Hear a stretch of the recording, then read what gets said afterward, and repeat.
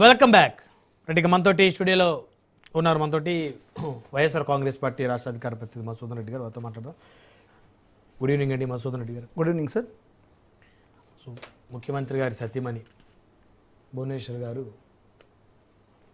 2 సంవత్సరాల తర్వాత మీ ప్రభుత్వం తాలూకా అంశాలు, అప్పుడు జరిగినటువంటి ఆ మాటలు, ఆ కేసుల మీద మాట్లాడారు. ఏమనిపించింది మీకు?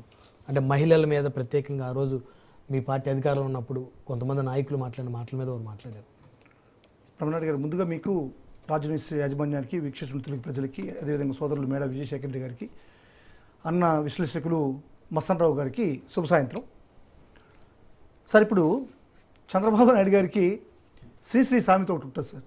అగ్గిపుల్ల, సబ్బుబుల్ల, కుక్కపిల్ల ఏదు కాది కవిత అనర్హం అనేటువంటిది. చంద్రబాబు నాయుడుకి కూడా భార్య కాదు, చెల్లెలు కాదు, అక్క కాదు, కోడలు కాదు, ఎవరు కాదు అనర్హం రాజకీయానికి. ఇది చంద్రబాబు నాయుడు గారి సామెత. సార్, నిజంగా సార్, ఈరోజు ఈ టాపిక్ వచ్చింది కాబట్టి నేను ఫస్ట్ ఈ టాపిక్ గురించి నేను మాట్లాడిన తర్వాత విజయశేఖర్ గారికి క్లియర్గా ఈ రాష్ట్ర ప్రజలకు అందరికీ ఇచ్చిన తర్వాత చెప్తున్నాను సార్.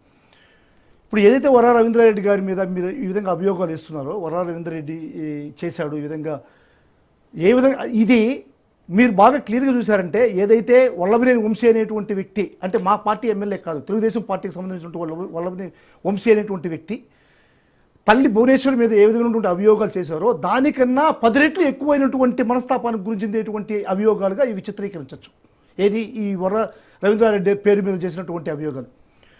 వర్ర రవీంద్రారెడ్డి పేరు మీద ఫేక్ ఐడి క్రియేట్ చేసి ఐటీడీపీ అయినటువంటి ఉదయ్ భూషణ్ అనేటువంటి వ్యక్తి, ఇతను చేసినటువంటి కామెంట్స్ సభ్య సమాజం అసలుకి విజయమ్మ ఎంత గౌరవప్రదమైనటువంటి కుటుంబంలో ఉన్నటువంటి సాక్షాత్తు దేవదేవుడైనటువంటి సమానమైనటువంటి రాజశేఖర రెడ్డి గారి సతీమణి, ఆమె బిడ్డల పుట్టుకలను కూడా విమర్శించేటువంటి స్థాయికి తీసుకుని వచ్చిందంటే ఈ యొక్క ఐటీడీపీ యొక్క ఈ పిచ్చితనం ఇంక మనం ఏం చేయలేం.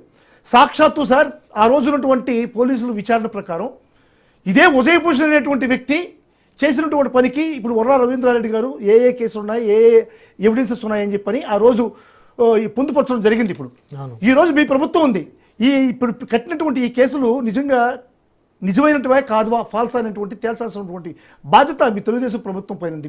మీరే తేల్చాలి. ఇప్పుడు ఆ రోజునటువంటి ఈ యొక్క సమాచారం ప్రకారం ఈ ఉదయభూషణ్ అనేటువంటి వ్యక్తి ఈ యొక్క సమాచారాన్ని ఈ పోస్ట్ చేసింది ఎక్కడి నుంచో కాదు, సాక్షాత్తు ఈరోజు చంద్రబాబు నాయుడు గారికి బాంబర్ది, అదే భువనేశ్వరమ్మ గారికి అన్నో తమ్ముడైనటువంటి బాలకృష్ణ ఇంట్లో నుంచి చేసినటువంటి ఈ యొక్క పోస్ట్ ఇది. అక్కడి నుంచి చేసినటువంటి పోస్ట్ని ఈరోజు ఈ విధంగా వర్రా రవీంద్రారెడ్డి గారి మీద మార్చి చెప్పడం అనేటువంటిది ఎంత దౌర్భాగ్యం చెప్పండి. నిజంగా ఇప్పుడు వల్లభనేని వంశీ అన్నాడు అంతే.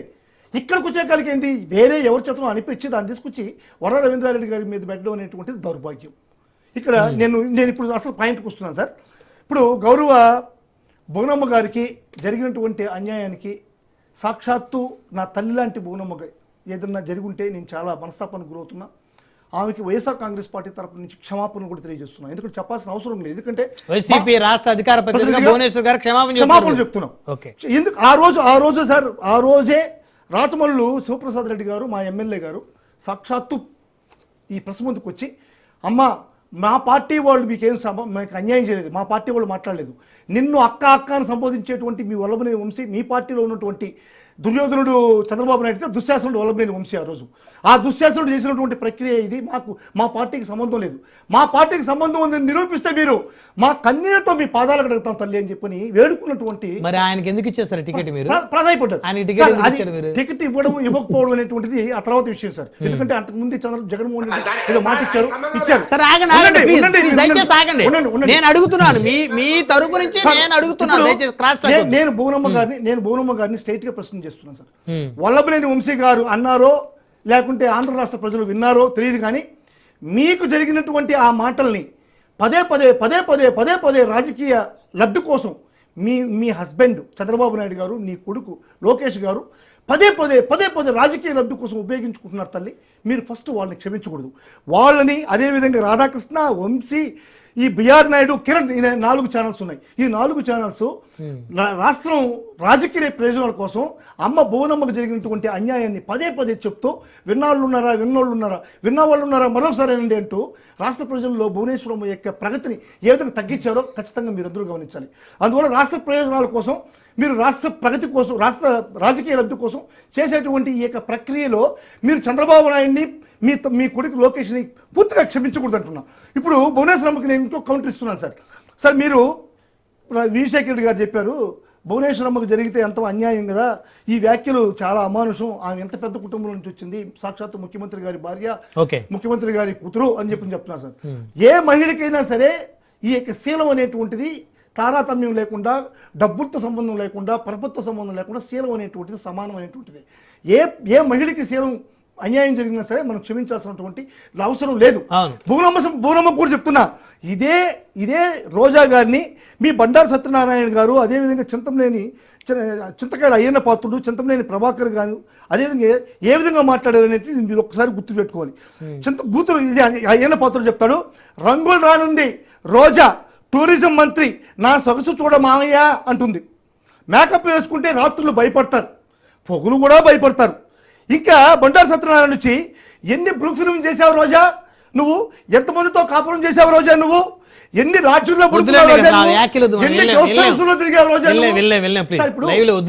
రోజాకైనా శీలం ఒకటే, భువనమ్మకైనా శీలం ఒకటే. ఇంకొకటి సార్, సాక్షాత్తు సీఎంగా ఉండే జగన్మోహన్ రెడ్డి గారిని కొన్ని వ్యాఖ్యలు చేశారు సార్, వాళ్ళ ఎమ్మెల్యేలే చేశారు సాక్షాత్తు. రే జగన్మోహన్ రెడ్డి, నీ పిల్లకాయలు మెడలో వేసుకుని తిరగాలరా అంటే ఈ వ్యాఖ్యలన్నీ కూడా ఈ తెలుగుదేశం పార్టీ భువనమ్మ గారికి రెండు పార్టీల్లో కూడా లేదు సార్, రెండు పార్టీల్లో కూడా కాదు. నేను కానీ మా పార్టీ ఎమ్మెల్యేలు కానీ ఆ రోజే ఖండించినటువంటి పరిస్థితి, భువనమ్మ మీద జరిగినటువంటి పరిస్థితికి. వీటన్నిటికీ ఎవరికైనా సరే బాధ్యత వహిస్తూ ఈ రోజు ఇక్కడ ఉన్నటువంటి చింతకాయ అయ్యన్న పాత్రుడి మీద ఏదన్నా వ్యాక్సిన్ తీసుకున్నారా? ఇంత ఘోరంగా మాట్లాడిన బండారు సత్యనారాయణ ఏం చేశారు? బండారు సత్యనారాయణని ఏం చేసి పవన్ కళ్యాణ్ ఏం చేశాడు? భేష్ బండారు సత్యనారాయణ భేష్ మళ్ళీ చేసావయ్యా నువ్వు. బండారు సత్యనారాయణనే ప్రజల ముందు చెప్పాడు సార్, ప్రెస్ ముందు చెప్పాడు సార్. ఈ ఎపిసోడ్ అయిన తర్వాత పవన్ కళ్యాణ్ నన్ను మెచ్చుకున్నాడు అని చెప్పని. ఉండండి అయ్యా మీరు ఉండండి. ఇదొక ఎపిసోడ్ సార్. కాడికైతే నేను భువనమ్మని చంద్రబాబు నాయుడు గారి భార్యగా, ఎన్టీఆర్ కూతురుగా నేను వదిలేస్తున్నాను. నెక్స్ట్ ఇంకొక మాటలు మాట్లాడింది సార్. వైఎస్ రాజశేఖర రెడ్డికి 2004లో ఈమె చంద్రబాబు నాయుడు గారికి చెప్పిందంట, ఇది ఉచిత కరెంట్ ఇవ్వమని చెప్పని. ఆ రోజు చేయలేదంట. ఆ తర్వాత వైఎస్ రాజశేఖర రెడ్డి ఉచిత కరెంట్ ఇస్తానని చెప్పిన హామీ ఇచ్చి అధికారంలోకి వచ్చి ఆ ఉచిత కరెంట్ ఇవ్వలేదనేటువంటి వ్యాఖ్యలు చేసింది. ఈ వ్యాఖ్యలకి ఆమె తెలుసుకోవాలి సార్. 2000 సంవత్సరంలో ఈ కరెంటు విషయంలో బషీర్బాగ్లో కాల్పులు జరిగితే ముగ్గురు కార్యకర్తల్ని పొట్టను పెట్టుకుంటూ చంద్రబాబు నాయుడు గారు ఇంకొక 4 సంవత్సరాలు ముందుకు పోయి భవనం చేయాల్సిన అవసరం ఉందా లేదా? అదేవిధంగా ఉచిత కరెంట్ ఇస్తారన్నటువంటి రాజశేఖర రెడ్డికి చంద్రబాబు నాయుడు ఏం చెప్పాడు? ఉచిత కరెంట్ ఇస్తారని మీరు చెప్తున్నారు, ఆ తీగల పైన మేము గుడ్లు ఆరేసుకోవాలన్నాడు. అదే చంద్రబాబు నాయుడు గారి వ్యాఖ్యల్ని విస్మరిస్తూ రాజశేఖర రెడ్డి గారు ఉచిత కరెంట్ ఇచ్చారు. అదే ఉచిత కరెంట్ ఈ రోజు కూడా స్టిల్ రాష్ట్రాలు విడిపోయినా కానీ తప్పనిసరిగా ఫాలో చేసి ఉచిత కరెంట్ ఇవ్వాల్సినటువంటి పరిస్థితి వచ్చింది. అదేవిధంగా సార్ ఇంకొక వ్యాఖ్య కూడా చేసింది సార్, చంద్రబాబు నాయుడు గారు మాటిస్తే తప్పడంట.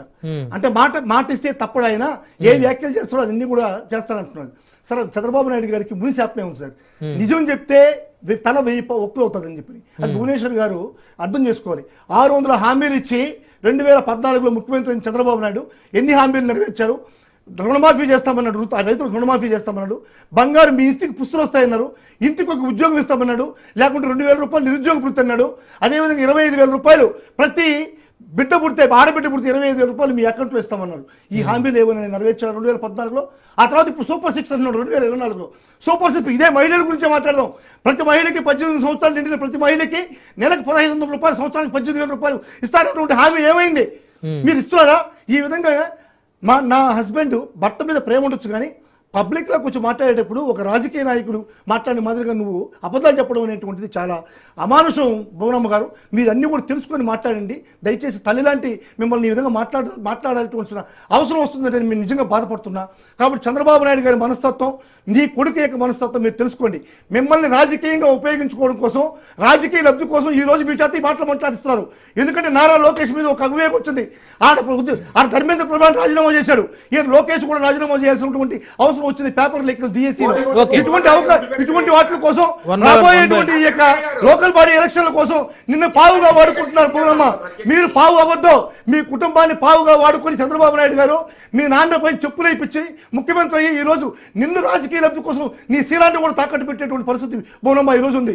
ఇటువంటి వాటిలోంచి మీరు మేల్కొని విజ్ఞతగా ఉంటే మీకు మంచి మర్యాద ఉంటుంది. భువనమ్మని మేము సౌకర్యంగా నేను వేడుకుంటున్నాను. రైట్. డిబేట్లో ఒకసారి బ్రేక్ తీసుకుందాం. బ్రేక్ తర్వాత మళ్ళీ డిబేట్ కంటిన్యూ చేద్దాం. చూస్తూనే ఉండండి రాజ్ న్యూస్.